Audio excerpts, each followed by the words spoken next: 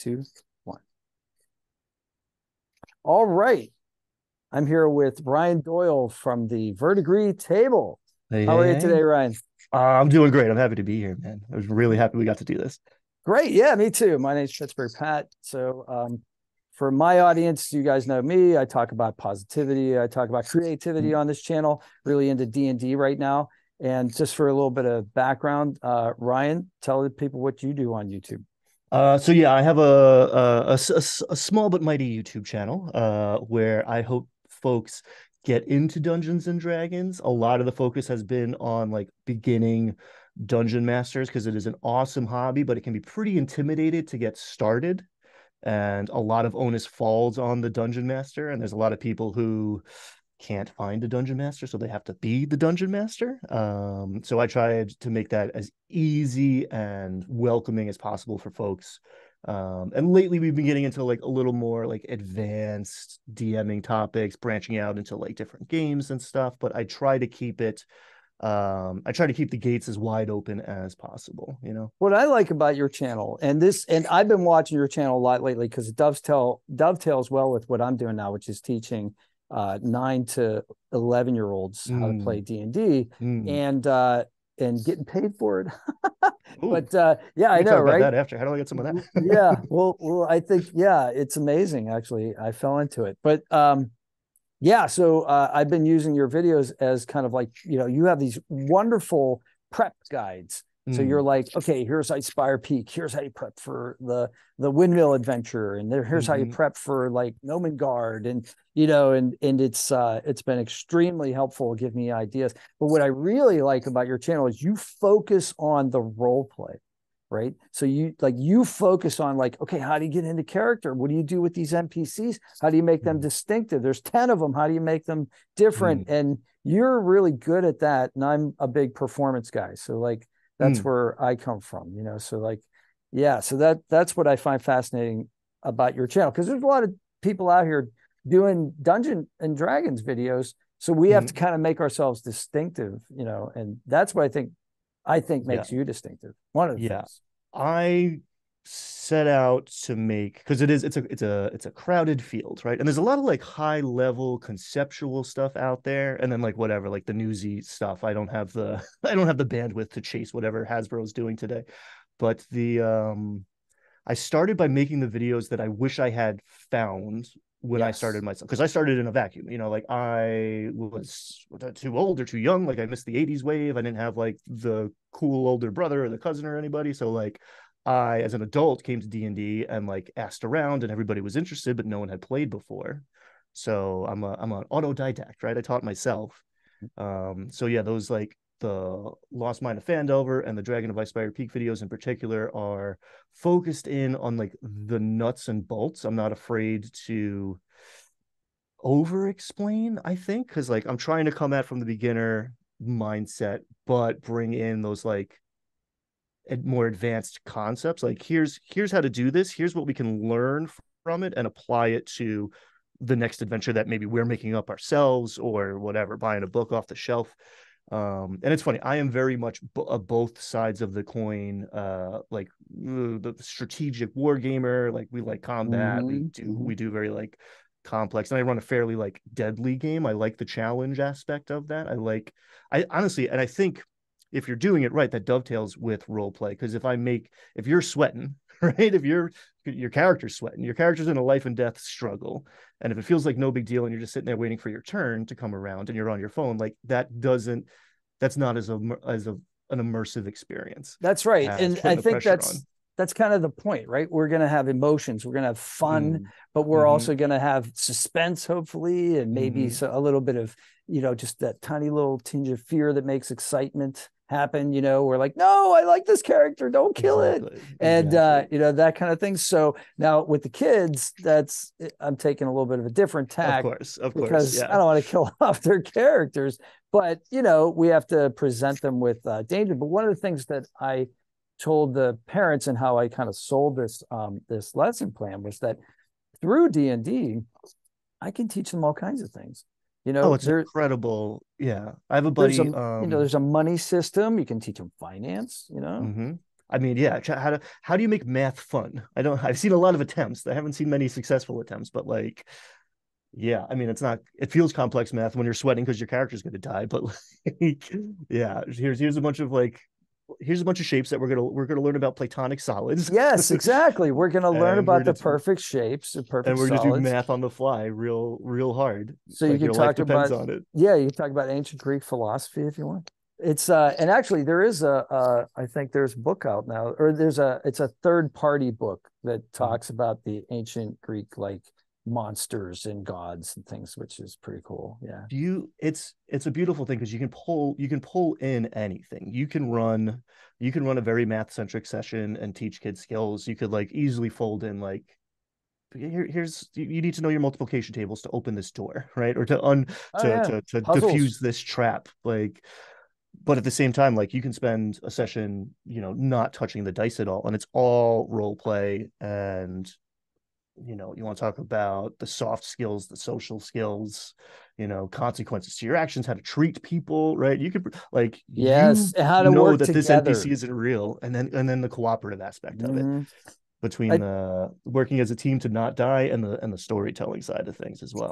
because with the boys, with the little with the young boys, it seems like the first thing I want to do is kill each other's characters off. So like, there's this, Mm, they're taught games from a competitive zero sum game point of view. You're playing mm, Monopoly, you're playing Risk, whatever you're playing, mm, checkers. And it's somebody wins, somebody loses. So this mm, is a totally different concept for a lot of these kids. And mm, it dovetail, it actually will serve them well later in life, because most situations in the workplace or otherwise are not necessarily zero sum. They're mostly like all the boats rise on a rising tide. So if we all do well, everybody wins, right?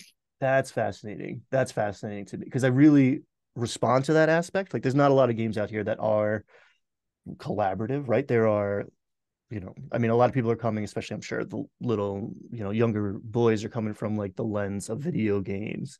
Yes. And like even if you are on a team, you're against another team. And Yes. there's win conditions and you can lose. And D&D is so much more open-ended. And the more you cooperate with the people at the table and the, imaginary non-player characters, potentially the more assets and allies you have, the better off you are. And that is way closer to real life experience than this like cutthroat Yeah, like zero chess, sum. where it's like, Mm-hmm. aha, I got your king, although Mm-hmm. who knows, hostile takeover in business might be like I that. mean, But it exists. yeah, it's there, but it's not like your day to day. It shouldn't be. I Right, hope your day right. to day workplace. And if it is, get out.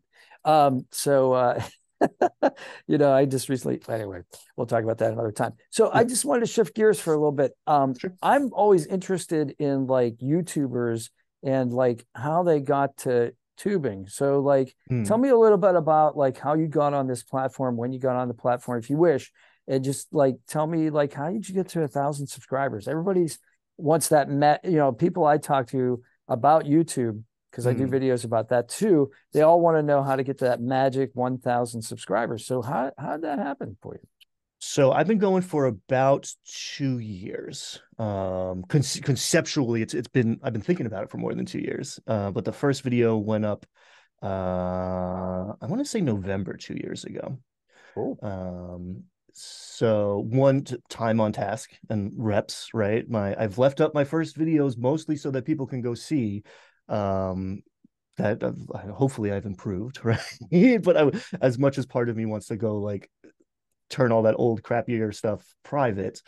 I think it's good to see people's progression because so often we compare, and I do it myself. 2 years into it, I'm comparing myself to people who've been doing it for 10 years, Mm-hmm. and you're comparing your beginning to somebody else's middle, and comparison is the thief of joy. And yeah, that doesn't help you. So I focusing like in that. on what you're Comparison is the doing. thief of joy. Yeah, I stole that from somebody. I'm stealing it now. It's yours. Take it with my blessing. So yeah, I mean, I really focused in on you hear a lot if you look at like how to succeed at YouTube, like niching down is talked about a lot, but I really think that's focusing on your audience, right? Like I knew I wanted to talk about D&D, but like who am I, who's on the other side of this camera that I'm speaking to? Is it, you know, the person that's been playing for 30 years and wants the nuts and bolts of like the day to day, or is it someone who's just coming into it? And you can focus in even more and more. And I've expanded. I feel like I'm trying to grow with my audience a little bit. Like I'm getting into a little more conceptual, sophisticated. Like now you got the nuts and bolts down. You can start to, you know, think about these things as well. But I think that's the most important thing for people starting out. One, realizing that like, I mean, it can happen overnight, but it probably won't. Right. And two, remember who you're talking to. And the thing that helped me continue to do this for 2 years was that sense of community, was like hearing back from the people I'm talking to. You know, Cool. So you have like an active comment section where you have regulars that like yeah, talk about your videos, give you yeah, like good critique and that kind of stuff. yeah. I mean, you get the good and the bad. It is the internet, but I have a pretty good, you know, I haven't done a lot of moderation, right? I haven't had to get rid of much. But you know, whatever. I'm a middle-aged white dude. I'm kind of bulletproof from a lot of that stuff. But the comments, and then I started a Discord, and I've made a few connections with folks on Okay. there, and it's just really cool. Even the one and done's like, hey, I am, you know, always wanted to do this, never got a chance, you've helped me do it. Tomorrow night me and my kids are sitting down and we're going to play for the first time, and like that's deeply gratifying, right? Isn't that And yeah, it's so gratifying when you touch somebody that way, you know, and yeah, they yeah, let you yeah. know, and that's what I'd say. If anybody's out there listening, like let people know if they do something that helps you, you know, like Mm, because a lot of times what happens is, and this is anywhere, but like say in um customer service, you know, mm-hmm, like when I get good customer service, I'm the guy that like says, hey, can I talk to your immediate supervisor after this call is done, mm, so that I mm, can like say that, because so many times it's only the negative, right? The yeah, only negative comments inspire, or only negative motivations inspire people to like make comments, but it's the yes. positive ones, we need those as well, because we need to know what we're doing well. We do need to know where we could do better. There's no doubt. Constructive Constructive criticism. criticism. You don't have to be Mm-hmm, rude about it, but like, you know, you mm-hmm. can say, look, your camera was shaking during the video, or you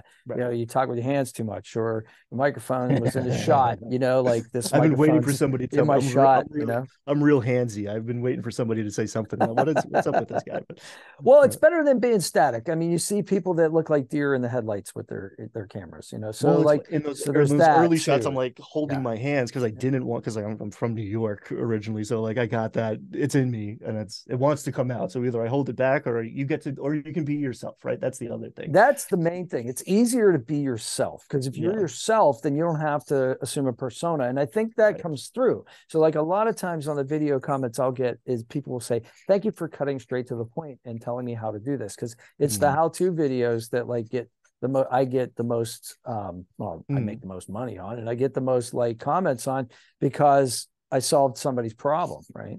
So Yeah, and if you like, so one of my like secrets to success, or success being a relative term, but on YouTube, if you're starting, Google owns YouTube. And yes. if you're trying to be successful at YouTube, you're trying to get like started on YouTube, search, and this is the way people are going to find you. No one's, I mean, people do it now, but no one was typing in Verdigris table. No one was typing in Ryan Doyle. People were typing in how to run Dungeons and Dragons. And Right. that's the pipeline. So, and again, and that is exactly that. Know who are you talking to? Who is your audience, right? What are they looking for? Is how the algorithm's going to serve up your content to people at first, um, and then give them the answer so that they come back, right? There's a lot of negativity and clickbaity and bait and switchy stuff out there, and honestly some of those people do really well, right? But I mean, it's really nice to be monetized. It's not a ton of money to be, you know, Let's be, selling yeah, let's be to be honest with selling your everybody soul for. right now, that Yeah. like, in order to make this your full-time job, it's really like a lottery. Like, you know, I Mhm. this is I do this, and it's on my, you know, like, but I have to do other things in order to like pay the bills. Let's put it Yeah, that yeah, way. yeah. I'd love to be able to just do this, but Mhm. then also I think I would be beholden to. So here's the other thing. Like a lot of people make their money off of Patreon, right? I Mm, don't have a Patreon. I don't know anything about Patreon. I'd love to interview people about that and find out what mm. that's all about. Yeah, I But have a Patreon. We can talk about that for sure. so yeah. So when you're on a Patreon, do you feel like, okay, I'm going to make this video for the Patreon people, and I'm going to make this video for the public, and then like, how do you get people to like? First of all, how do you attract Patreon? How do you attract patrons? You start it and you talk about it, right? And Mm-hmm. like my Patreon is not huge, and I've actually paused it for the Kickstarter right now. So if you click on my stuff, you can see my Patreon, but you can't. Well, actually, in a few days it'll be back open. Mm-hmm. Um, I I have different tiers of support, right? Like there's a $2 baseline, and that's basically like I like what you're doing. I want to support you. Here's a attaboy. Here's a tip. Tip. Here's a tip, basically. And I was going to make it $1, but by the time Patreon takes everything out, it's like Patreon tells you not to charge $1 because by the time they're done with you, you're seeing a dime. So it's That's $2. that's good. That's the way Amazon direct publishing is, and I've published a couple Mm, books, and then and stuff like that. They tell you like, because I'd rather just give away my stuff for free, and they're like, no, no, no, no, we got to make mm, some money off of this, so they charge. You know what I mean? Because yeah. they charge. They So give you recommendations, and I mhm. mean, full disclosure, I would love to have this be a sustainable career, you know.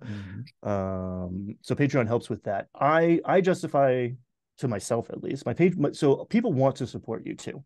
I got advice from some like bigger YouTubers. It was like, when do I start doing Patreon? Like, what's your like yesterday, right? The sooner you open it, the faster it's growing. There's no reason to wait. Nobody cares that your patron community is only a dozen people instead of 100 people. That actually means you have the bandwidth to deal with those 12 people. It feels like a community.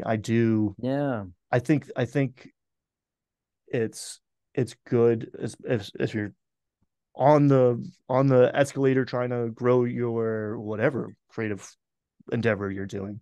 Um, bigger is better, yada yada yada. But you know, there's a lot of benefits to being small. Like you can have personal connections with yeah. 12 You can people much pivot easier too. than 1,200.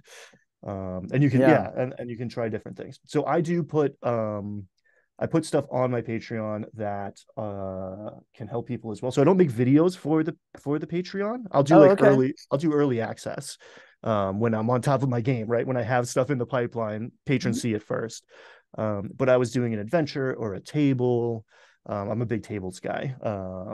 I was doing like DM tools. So if you're on the $5 tier or the Yes. $10 tier, you get a little PDF or something. Oh, okay. So you'll make like when we talk about tables, just for the audience's sake, Mm, we're talking about, okay, like where's this adventure going to take place? Roll a D, roll a percentile roll. Okay, yes. so roll two Yes. D10. So like on a 99, where this takes place in a haunted house. On an 87, it takes place in a graveyard.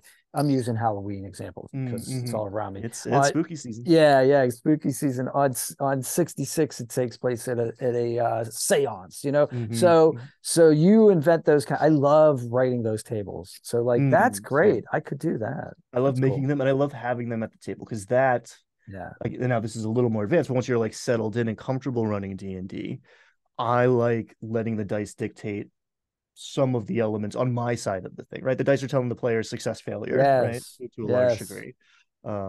But I like random encounters. Random encounters, this is a little more D&D inside baseball, but random encounters are controversial, I think, because a lot of random encounters are boring and have nothing to do with anything.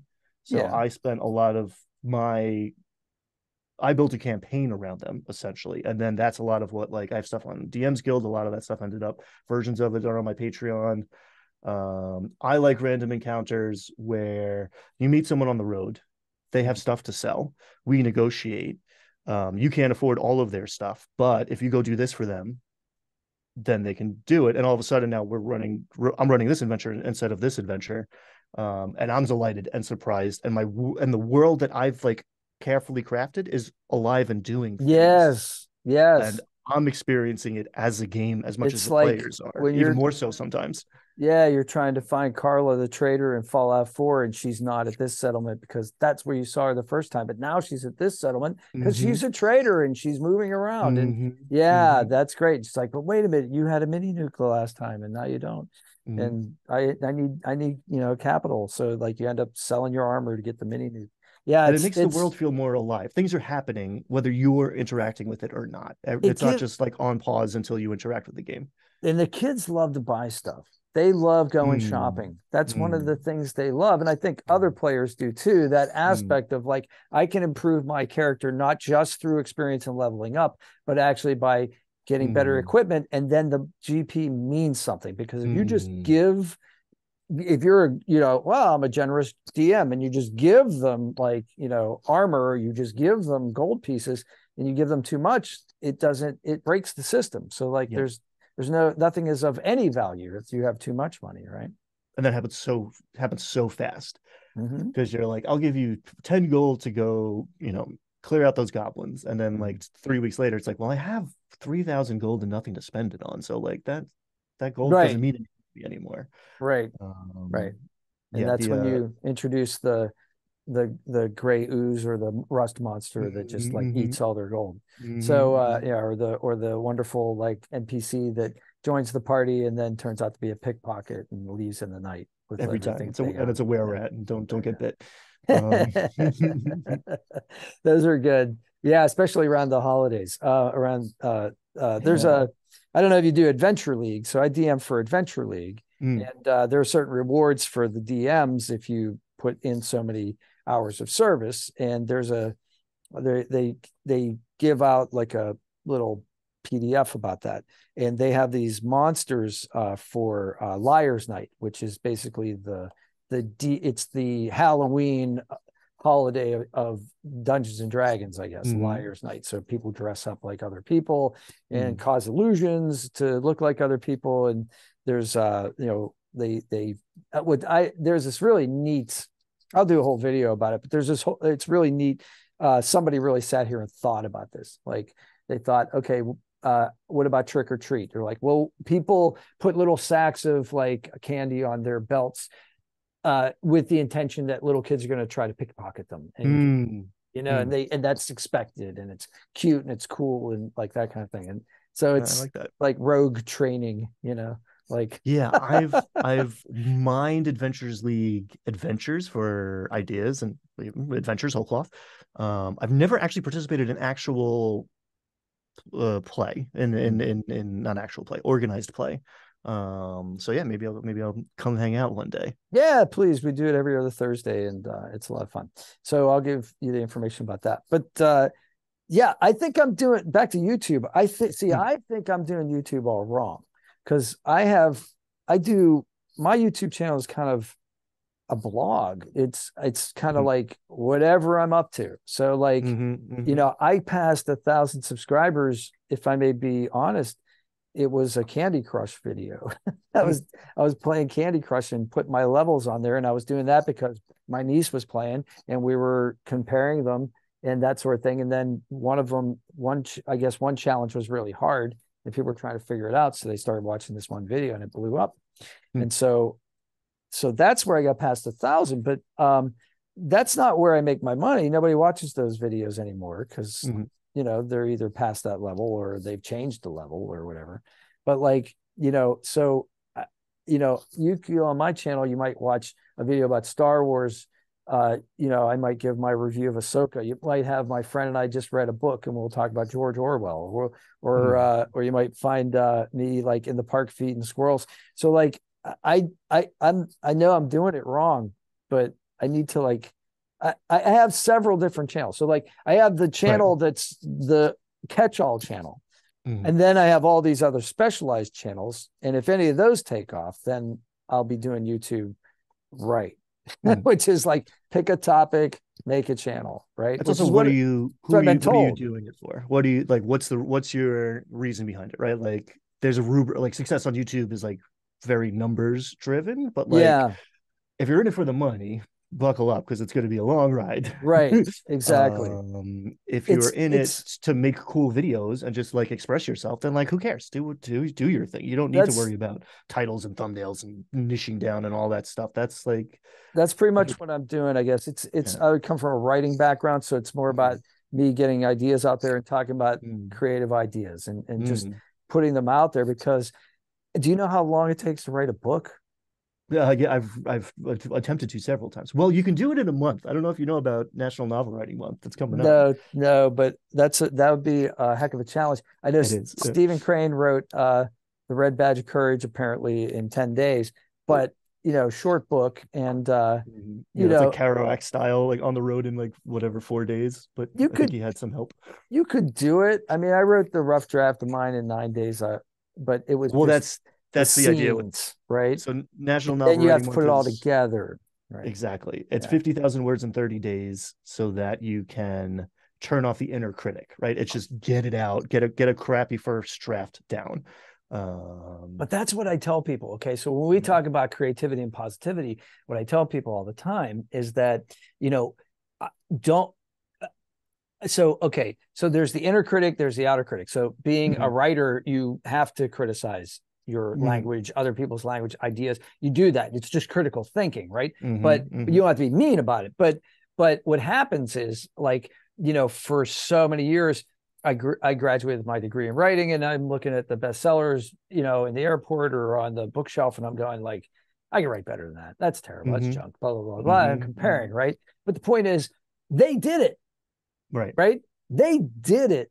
So like Stephen King sits down, whether you like him or not, and he just types, and he does it, right? So at some level, like you can't compare yourself to them because they've done it. So just do it. And that's the big thing with writers. There was a writer who's now since passed away, but he had great advice. He said, write your story before it's too late.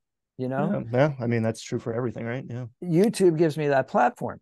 So like I can just sit down and turn on my camera and just say, today I was talking to a friend about positivity and he had this to say about it. And we were talking about the ancient Greeks and then they just blah, blah, blah, blah, blah. And if anybody wants to watch it, great. If they don't, that's fine too. I got it out of my head, Right. Because maybe you're like, who's this for? Right. The answer can be you. 100%. It can be, you can write a novel for commercial consumption, right? And you have different concerns than like writing a journal, essentially, right? And I think if you're going to write or produce YouTube videos or whatever it is, if you're going to produce something for outward, you have done is better than perfect. You can't make your conceptual thing. You can't make it better. You have to have it in front of you first and then you get to improve it. And so many people are out there because if you want to write, you've read 1,000 good books first, and now you're comparing somebody else's middle to your beginning. That's right. And you're like, I can do better than that, and then you write for an hour, and you're like, well, this is actually worse. It's like, oh, okay, yeah, you didn't put in your 1,000 hours, and you didn't make this 10,000 hours. Remember and that you got to book? make this better. Oh, sure. I was like learning how to shoot pool when that book came out, and it was like 10,000 hours. I'm like, oh my God, forget that, Yeah, but that's why I stopped playing poker. But while we were, that's good. That's good. Dunning-Kruger will kill you at poker. So, it's, you'll lose a lot of money in the meantime. That's what I was counting on most of the time. Yeah, it was crazy. So yeah, well, you can exploit it from other people being seduced by it. But yeah, it's that's what my one friend said. He was teaching me how to make bank shots. So we're making bank shots. I miss. I make one. I'm like, yay! Now teach me how to make one in the corner. He's like, no. I'm like, why? He's like, do it again. And I missed. And he's like, okay, here's the point. Do it until you can't miss. He said, amateurs do something until they get it right. Professionals do it until they can't get it wrong. And there's a big difference between those two things, right? God, yes. But I know I like what you said about perfection, though, because I think that's an assassin. That takes creative ideas and just like, you're not good enough. You're never going to be good enough. You're never going to write like Hemingway. You're never going to write like Fitzgerald. It's of course not, because you're not them. You're going to write like you. You're going to write like Ryan Doyle, damn it. And that's the way it's going to be, I just broke my rule and I swore. But like, it's, for emphasis. Oh, it's open season now. Yeah, now you can say anything. But Yeah, in the So D&D how'd you world, you get have over the that? How'd you get over that with YouTube? That's what I want to say. Like what uh pushed you over the precipice and you're like, I'm gonna make my first video. well, it's interesting. I learned that lesson the hard way through, decades of experimenting with writing and all sorts of things, career choices and relationship choices. Like, I have a perfectionist streak in me, and I used to think that meant perfectionism was when you work on a thing and never finish it because it's got to be perfect. And that's maybe a variety of it, but that's not the kind I had. I had perfectionism. It's got to be perfect or I'm not going to do it. So like the first time I do it, I'm not good enough. So it's not going to be perfect. So I'm not going to try. So Gotcha. I learned that about myself. I did the reps to like get better at that. And then part of doing the YouTube was like a lot of unknown unknowns. I didn't even know all the skill sets that come into it before I started. Here's something that's not in my wheelhouse. That's 100% like it does feel like you're putting yourself out there very hard, talking about a topic that I'm passionate about. I'm trying to help people, right? Which got me through the rocky stuff in the beginning. But I did it to subject myself to that, like to see, like that's why those first videos are up still, because they're not going to be perfect. Like the first, and I talk about that in the instructional D&D side of things too. Like the first time you do something is probably going to be among the worst times you do it, and that sounds terrible and scary and like a reason you shouldn't do it. But the flip side of that coin is that every time you do it, you're getting better. The next That's time right. will be better. The next time will be better. So if you want to get good, you got to be willing to be bad at it first, and Do you that's true for everything. do your own video editing? I do. This is a one man operation. I would love to sub that out. I would love to sub out some other aspects of it too. But yeah, I write a script and then I record the video. I edit it. I build a thumbnail and a title and optimize and all that crap. It's a one man band over here. So the So same here. And so I think that's the other thing that I like to, I don't want to discourage anybody from trying this, but mhm. if you're going to try YouTube, be aware that the benefit is that you're going to gain all these skills because Oh, you it's have incredible, to. man. Yeah. So like now I almost feel like I could walk into like a video production like office and be like, Mm-hmm. look, I have some basics. Put me Mm-hmm. where you need me. You know what I Yeah. mean? Like I think I'm employable. I'm not saying that like, I know Premiere Pro inside and out. I use third party free stuff. Da You know what Vinci, I mean? what do you use over there? Well, so my wife did buy me a Mac, so now I can use Uh, iMovie, but I usually just use it on my phone. But like for this stuff, I'll use open oh, what's it called? It's an open source one called I can minimize the screen and find out. Hang on one sec. I don't even remember. Oh, I can't do it while I'm recording. yeah, don't I'll worry. tell So you later. I've But been anyway, yeah. using if so okay, if we're talking like inside YouTube stuff, Yeah.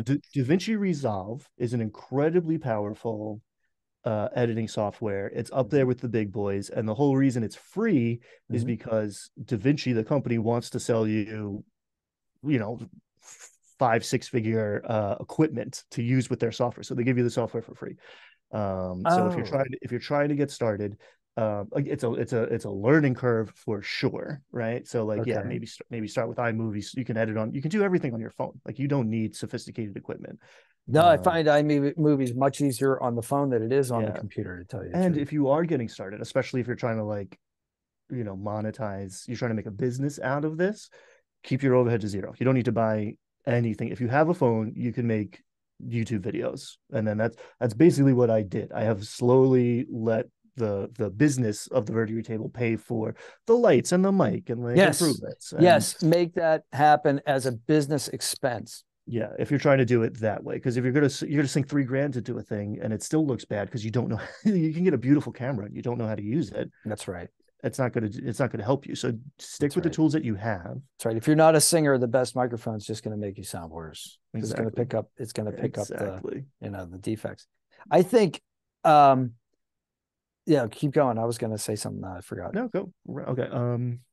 Oh, it was, DaVinci Resolve, and then we were talking about the equipment. Oh, yes. Well, here's the other benefit of being monetized and this is just from like I do sometimes financial videos as well. Mm. So, but like once you're monetized, you have income.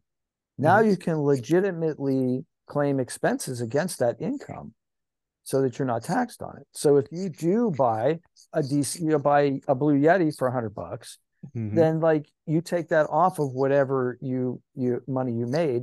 And for a brief period of time, the IRS does allow you to take a loss. So Mm-hmm. if you have, say, you have a regular job where you make a certain amount of income, your YouTube stuff, you can take a loss on that. You can even take it against the total income of your household because you're just a sole Mm-hmm. proprietor, right? Mm-hmm. You just lump it all in, and then you have an accountant do this, so it's done legally, of course.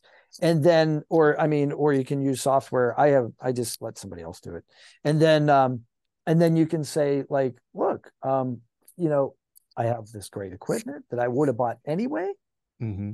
but now it's a tax write-off, you know? So like it works And out pretty well. that's a much better place to, if you're starting out watching this, Mm-hmm. that's a much better goal to have, especially if you're talking about making educational videos about a hobby that you really enjoy. Mm-hmm. All of a sudden, Yeah. when you buy the thing you were going to buy anyway, now Mm-hmm. the Verdigris table gets to buy, you know, the new book, Yep. And the they're like shiny, $50 each. and they're not getting cheaper. Not going They're to get cheaper. beautiful, you Yeah, know, you but get they're what you pay for. expensive. Yeah. Yeah. Great artwork and stuff. Mm-hmm, So mm-hmm. so we should tell everybody how we met. So Oh we yeah, yeah. met we met at PGX, which We was the met at Pittsburgh PGX. Gaming Expo. Yeah. Mm-hmm. So yeah, So Pat was part of a panel. I talked to him and he gave me his card. I gave him It's a too, business yeah, card. it's too bright. There you go. I got Pat's card, which I was like, I like this guy. Um, and It yeah, was you guys are doing a very interesting I mean, we were talking about like YouTube and streaming D&D games and stuff, but like I was mostly fascinated by like you guys are talking about like doing adapting Shakespeare and like a very like yeah, literary. So I'm an English major, so that like really, you awesome. know, I have a Well, piece of paper that says I am good at that stuff.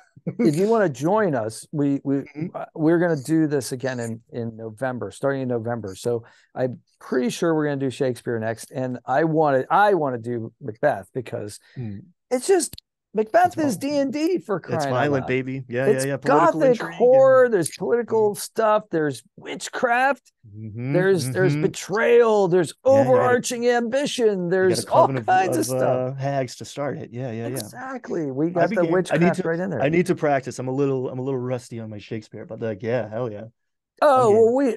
well, okay. So I don't see us. Occasionally, we may give lip service to some of the more highlighted one-liners, but I Mhm. don't see us speaking in that. You're You not know, in a iambic he pentameter, and he thinks that the lady doth protest too much. But I'll drop a ye every once in a while. Will be good. yeah, I don't think we're going to do that. But I mean, that would be hard. But yeah, but we may get into some costumes and things like that. I think it could be fun. I Cool, think that cool, could be cool. a lot of Oh fun. And yeah. plus, another opportunity for an educational experience. So Mhm.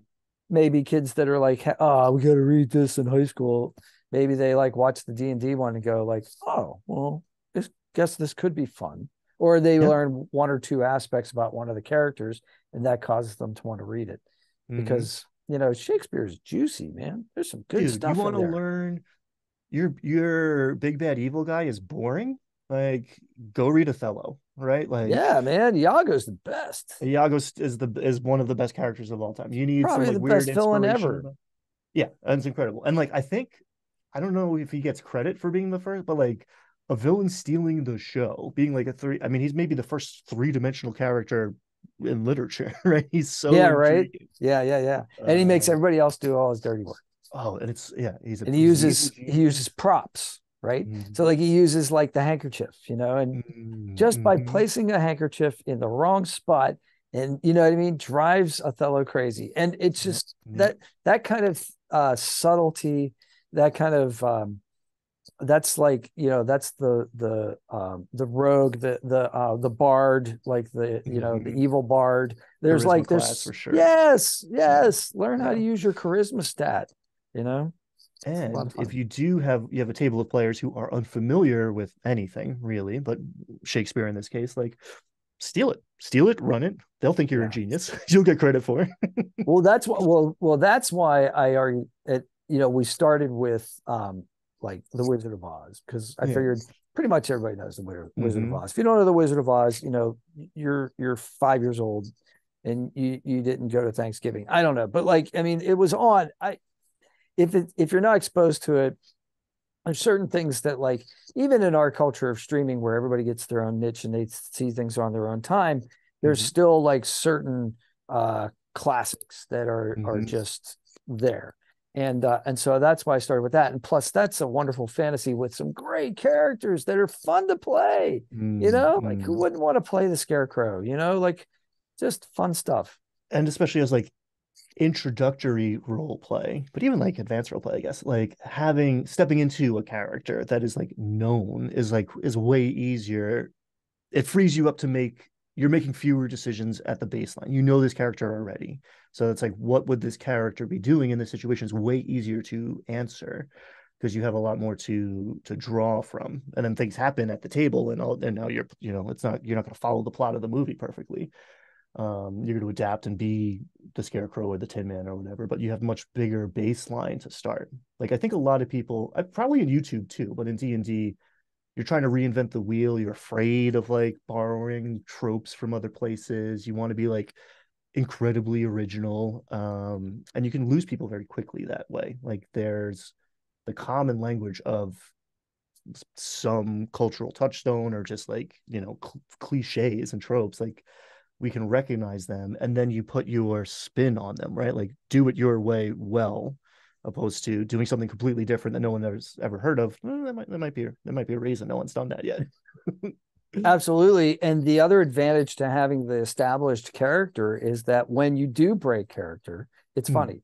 So like, mm, but it's mm, not funny until you mm. know what the character is. So if Yes, you do yes. something, that's why when you tell a joke, you do it 3 times. You do once to like introduce it, two to Mm, establish it, and then mm, 3 to break it, right? And mm, that's where the humor comes from. So when mm. the scarecrow does something unscarecrow like, Yes. then it's funny because we don't expect that, right? Interesting. I haven't thought about that side of it, but yeah, Because absolutely. You I'm can go going against after that humor. because there's expectations. Oh, I'm here Yeah. for it. I'm Yeah. here Because for it. I'm going after laughs. I want everybody to have a good time and I want people watching it to have a good time. Mm, That's the point of this particular set of reenactments and mm, through D&D. So basically what I'm doing is I'm taking D&D and I'm taking an established intellectual property and running it as if it were D&D. mm-hmm, That's mm-hmm. basically a one shot. That's basically what That's awesome. that idea was. So we did it with the Mm-hmm. Princess Bride. We did it Mm-hmm. with Sorry to yeah, miss that one. I'm gonna which go is watch that because that's another great one. Yeah. my Well, favorite. that we could do that again. We did it, but it's the players are getting warmed up. So we need some more players because there's a lot of characters in that. But Mm. what they did with it was amazing. I I'll thought. tell you what, man. I mean, I'm happy. I would love to play in your game, but like, you need a guest star NPC or something to like roll in Yeah. for 5-10 minutes. Like, I love doing stuff like that too. Yeah. To Um, surprise the heck out of the characters. mm-hmm, Like mm-hmm. not Because unannounced would be funny. and Like, if okay, you are you come in at 12:15. Boom. right, And they're like, wait, somebody else is joining the group. yeah, mystery guess who's behind the curtain, right? Wizard of Oz style. But like, Yeah. even outside of like streaming and entertainment side of things, like if you're running a D&D game and you have that buddy who can't make it till it starts game night starts at 6 and they're at work till 9:15 or whatever, like there are ways to incorporate more players. I've had a lot of guest star NPCs and like it hits much different because you can kind of collaborate. You're halfway on the dungeon master side, so you can kind of like you know Yep. set some plot points up for people and then Yep. run away into the wings and then see what happens a couple weeks later. The other nice thing is that you talk about is recurring characters. You were talking about this in some of your Dragon of Icespire Peak videos, where you had a character that was an NPC, and then you like said, "Well, we'll just like set this up so that 4 episodes later, boom, they show up." Mm-hmm. And I had a student who was talking about this he drew his own dungeon map. They love drawing dungeon maps on graph paper. So, and he ran the dungeon. So as he was running the dungeon, he said there was a chest, and it had a gold coin, a dagger, and a spider. And I said, a spider. I said, well, what's the spider's name? And he was like, Jimmy. And I'm like, okay.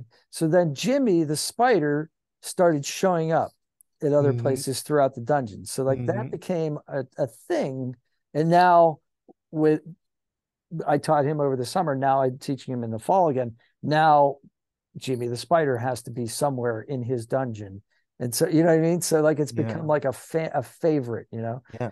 And at one point, I guess in his boss battle, we walk into the room and there's a flame, there's a dragon, and there's fire, and there's lava, and there's a roasted upside down spider on the table. Jimmy! Yeah. And we're like, no, Jimmy, for Jimmy, you know, and it's this rallying cry. So like the kids really get into those little details. And I think adults do too, because our brains like to get back to that familiarity. We like that. That's reassuring. So when we see, we're introduced something. So when you're writing a story, don't forget, loop back to like, you know, familiar elements, because it really engages people. You know? Yeah. I mean, and that's who is this for? Knowing your audience. There's a lot of writerly types get into dungeon mastering because it's a similar skill set.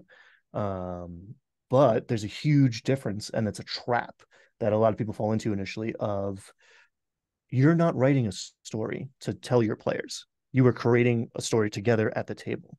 So someone's going to ask you a question. What's the spider's name? Something you've never thought of before. You're going to come up with it in the moment, and it's going to become pivotal, and to panic because that wasn't part of the plan.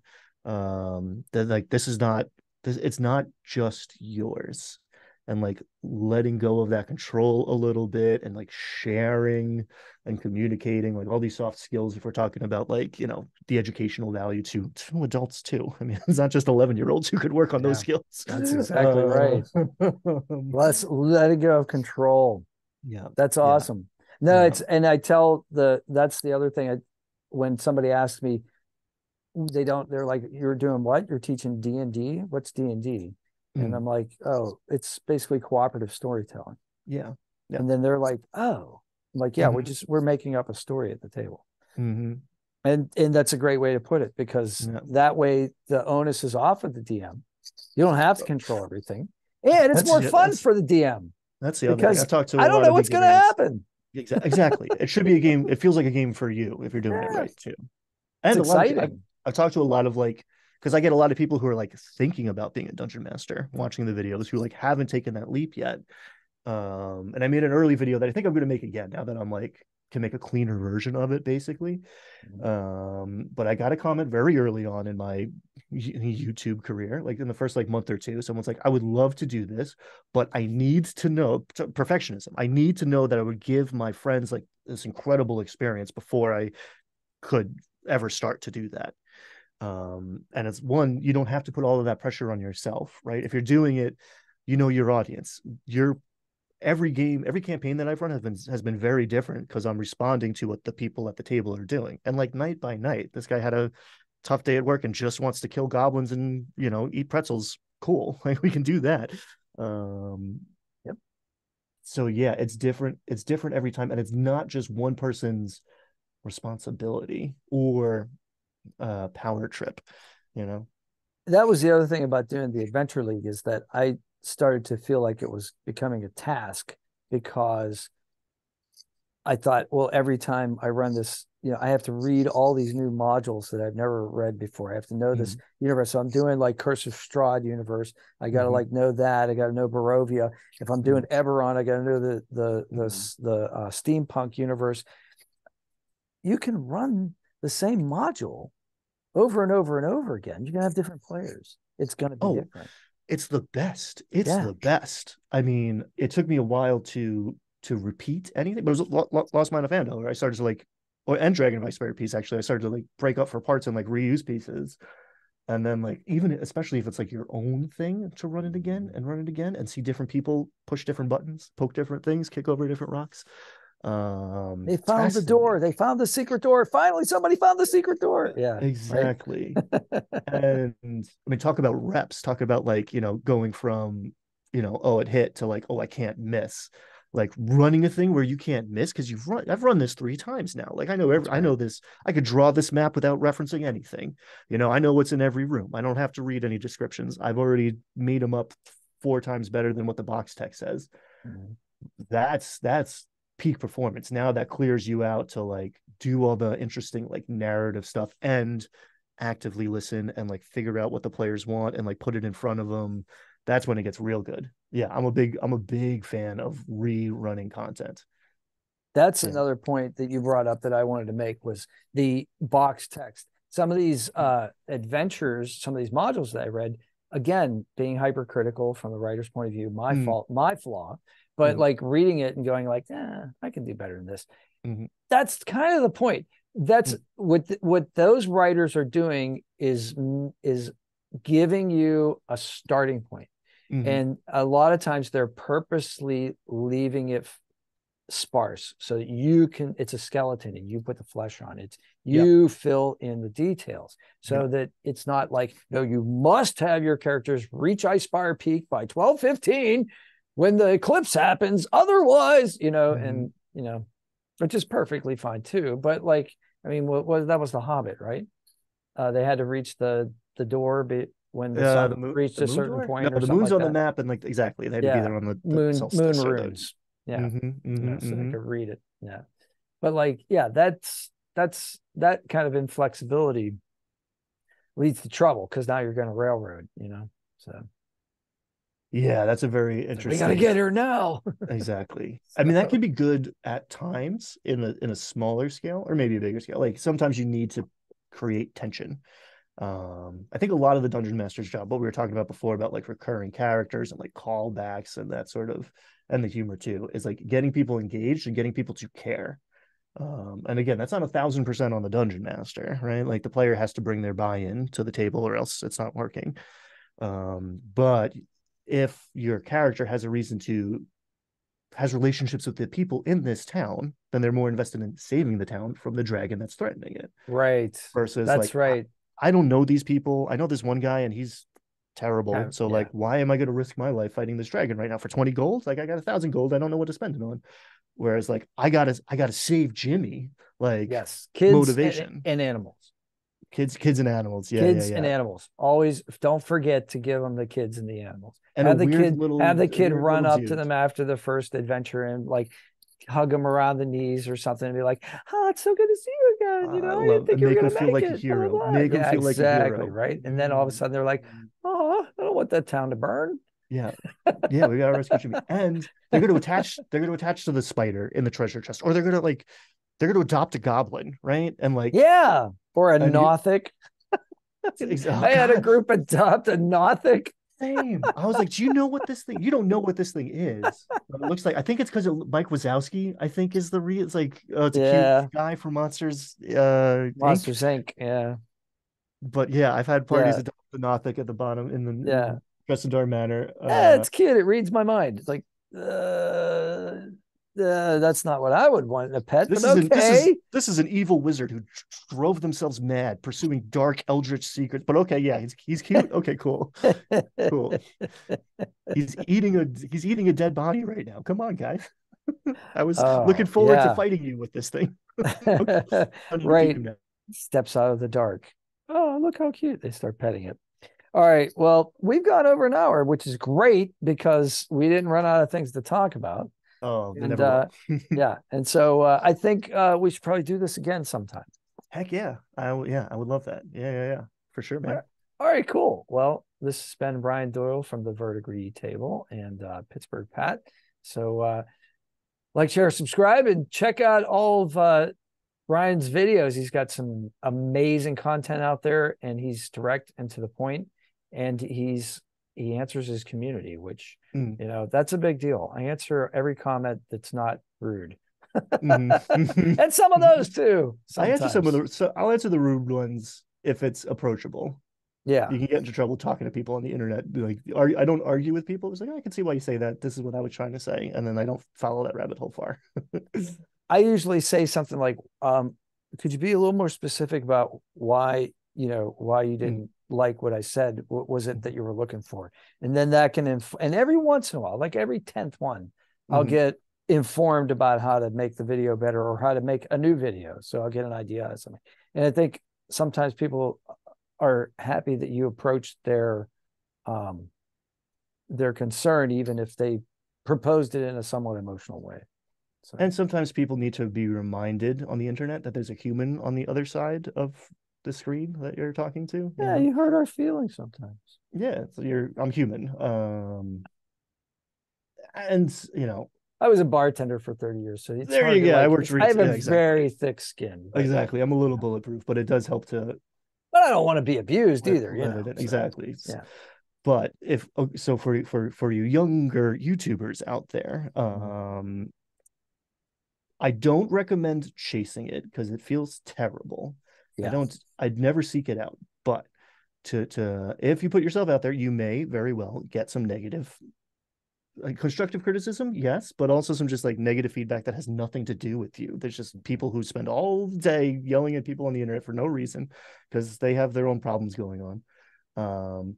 That helps you because our machines are built to, or there's no they want comments. They can't tell if they're negative or positive comments. It doesn't care. So like your haters are actually helping you.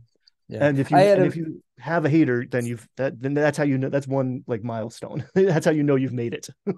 That's a good point. I actually have a channel that's about Fallout New Vegas, and there was a video that just blew up, and it was just people making fun of, I don't know if they were making fun of me or they were making fun of the character. They were just repeating what the character said, like Doc Mitchell says at the beginning, and it was over and over and over. I got a ton of like watch time and subscribers from it. Almost was able to monetize that channel, but then it fell off, so I couldn't capitalize on it. But yeah, that's a really good point. And Q-tip is something I remember. Q-tip, quit taking it personally, right? Oh, it's not about you. It's not about when you. Somebody talks about things in a negative way, 99.9% of the time, you had nothing to do with it. They're in a bad mood. They didn't eat breakfast. Who knows? You know what I mean? So like, just, it's all cool, but all right. Well, good. Yeah, awesome, we ended awesome on chat. A positive thought. And all right, we'll stop the video now. Take care, everyone. How do I stop the video?